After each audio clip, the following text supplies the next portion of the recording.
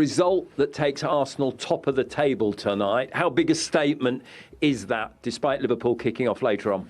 Well, I think it's not only about the result. We won the game. Of course, it's the most important thing. But the way we play, the way we control them, they have a good team. They play amazing, build up, this kind of football. So, yeah, it was amazing game.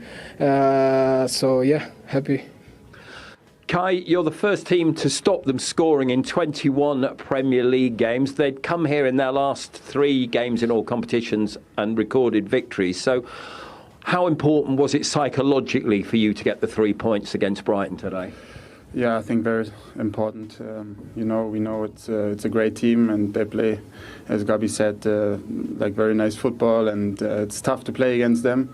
We knew that, but we also knew we are strong at our house here, and we have the fans behind us. So try to keep the energy high, and I think today it went quite well. And staying with you, how happy are you with that you're now finding your own form and a contribution to this side? There were some question marks when you first arrived, but now the goals are flowing. Yeah, of course, I'm happy. As an offensive player, it's always nice to score, to assist, whatever. First 1 or 2 months were a bit difficult for me, but I think, I try to get the best out of me every day, work hard, and my teammates also make it easy for me to play, and hope to keep this level going on. Gabby, the second goal was always going to be important today. What has this man brought to your team at this moment in time? Oh, a lot. We always joke, he won a Champions League against me, and then I want to win with Is this a good time to remind him of that? With him. We always joke, and then now I want to win with him and Georgie as well. But he's an amazing player, the way he plays. He's so strong, tall, and then quality, he helped us a lot. Quite a bit me, like fighting every time and helping the team. The way this guy runs is massive. So, yeah, we are very happy we have him. And very finally, 5 points is the gap between yourselves and Manchester City. You've been there. How significant is that 5 points at this moment in time, Gabby? Well, everyone knows about City quality, but we have to focus on our game, our plan. It's not only City in the Premier League, so we have a lot of amazing teams. And Liverpool, they are playing so good. They have amazing teams, so they are there. And also Villa play amazing. They won against us, so it's not only them. Of course, we talk about them because they won all the time, but we have to focus on us. That's it. Well done to both of you. We look forward to Anfield next Saturday at 5:30. Thank you. Thank you. By 3-0, and Villa are still playing against 10-men Brentford, although I'm just hearing that Aston Villa are down to 10 as well. Abubakar Kamara has been sent off in that one, but Ollie Watkins, the former Brentford striker, of course, looks to have got the winner for Unai Emery's side. So goals in all 3 games so far on Sunday. And of course, as if you needed reminding, don't go anywhere, Liverpool, Manchester United still to come. And Liverpool will kick off at Anfield no longer on top of the table after Arsenal's win. And as it stands, Villa will be ahead of them as well. We're just waiting for that full-time whistle at Brentford. But if Jurgen Klopp's side beat Manchester United again, then they will end the weekend as the Premier League leaders, and they will also be 6 clear of the reigning champions, Manchester City. And a reminder, it is the 3 newly promoted clubs in the bottom 3, and Everton now 7 clear of the drops. Then Forest are the ones 4th from bottom. Much more from Michael and Paul on those 3 games, and of course all the build-up continues to come to that one very shortly indeed. But let's look back on what's happened in those 3 early kickoffs. First of all, in North London, Arsenal got the win, as we said, to go back temporarily at least to the top of the league. Second half, with a little bit of luck here, Paul, with the ball to Jesus' head. Yeah, a little bit, yeah. It comes off the defender, and I'm pretty sure the keeper would have probably dealt with it as well. But, yeah, a little bit of luck. And, look, Arsenal probably deserved a little bit of luck. Throughout the game, they were much the better team. Brighton didn't create much, as you said, Michael, but after this, they had one particularly good opportunity at 1-0. When you look back, it was a pretty decisive moment. Well, I said to Scholesy as soon as he did, I said, why didn't he let it come across his body, hit it with his right foot? It just opens the goal up a little bit more. But then you see the goalkeeper's position. Would it brought the goalkeeper into play? It's a hard skill to go near foot outside of it and gauge how much contact you're getting on. That was a big chance, though. He's been a really good player over the last couple of seasons in particular. But that would have changed the complex of the game, Steve. And then they made sure 3 minutes from the end. Yeah, they did. I thought it was quite poor defending from Lewis Dunkley. I'm not sure where he was going. But Havertz has seemed to have found a bit of form, and you really fancy him going through. There's good run. I think it's a pass from Nketiah as well. Timing's perfect, great run, holds his run well, and finishes in that far corner. Yeah, probably a little bit late for the Arsenal fans to stop them getting a little bit nervous. It was quite late on the game, but that was to seal the deal. And as Scholesy said, Havertz has come into a little bit of form now. That could be nice if he can continue this and grow into a more of a permanent fixture, a confident player. Then that could be. I know that the old saying, a new signing, but he's been very, very poor since he's been at the club, but all of a sudden showing signs of a bit of promise. Absolutely. So that was in North London. In West London, Chelsea took 10th yesterday. Brighton and Manchester United both down again today as West Ham bounce into 7th. Newcastle have 6th. And then it's Tottenham, Manchester City, Liverpool off the top, but playing catch-up in 5-10 minutes or so. Villa 2nd. Aston Villa 2nd. Arsenal top. I can't remember that since Big Ron was in charge. And it's a club that should have, down the years, should have made a much bigger impact. Absolutely, 100%. It's a top club.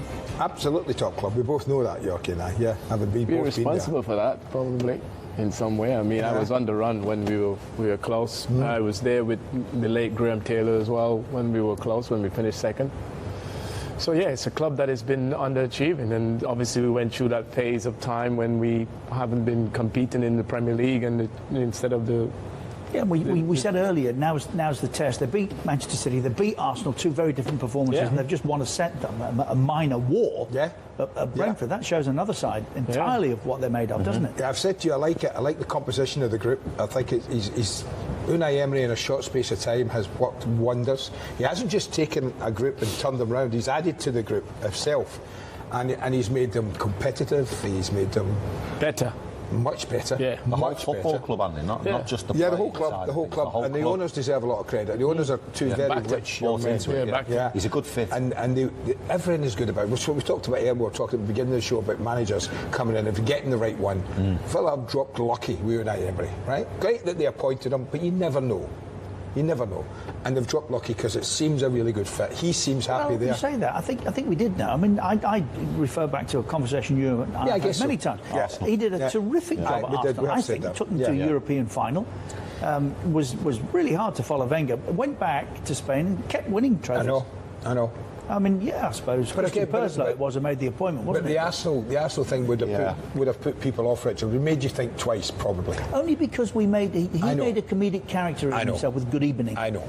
That should never have affected our judgment of him as an individual. Well, I think, listen, whether it affected it or not now, certainly his reputation has soared even more since he took over. But is that not the kind of similar thing that has happened at United with him when he went to Arsenal because of Arsene Wenger and the success there? They all came in afterwards, and really the toxic sort of environment, they haven't really blossomed then. And then he goes now, he went away back to Spain, did what he did, and then come back into an environment. You played in the Premier League, both of you. Let me ask you this question. I'm sitting here thinking about that as you were talking, Dwight, and I'm looking at managers that have come in and done really well with certain players.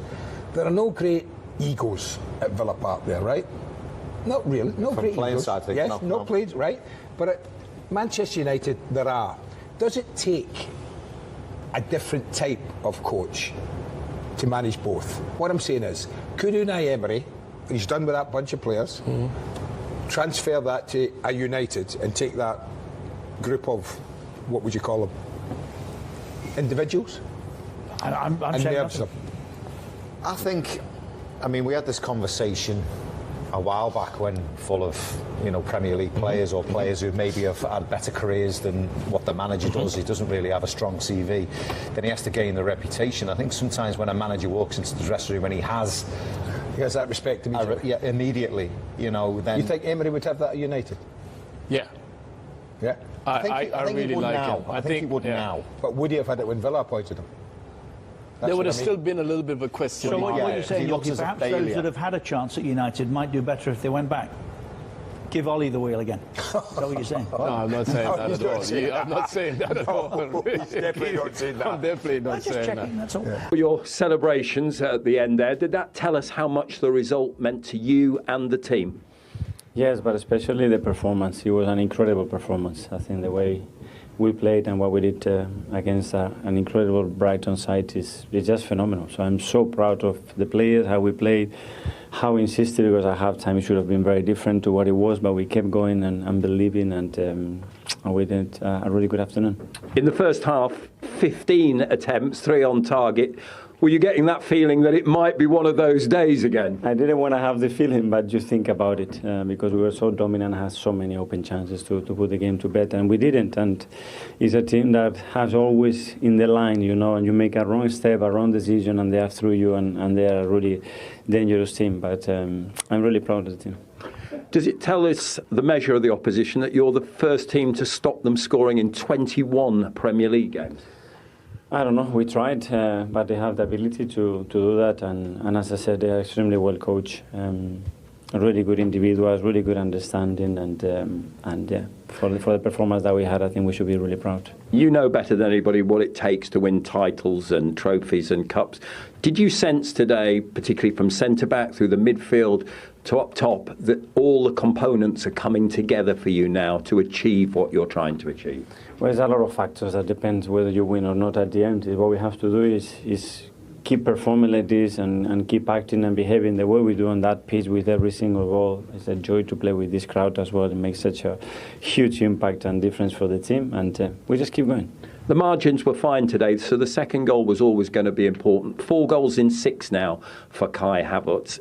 Is he beginning to show what you always saw in him and bring to the team what you wanted him to bring? In terms of putting the ball in the net, yes, but in terms of the performances, it's exactly the same as it was at the start of the season. You can tell how confident it is and how much he's enjoying his football again, and he fully deserves that.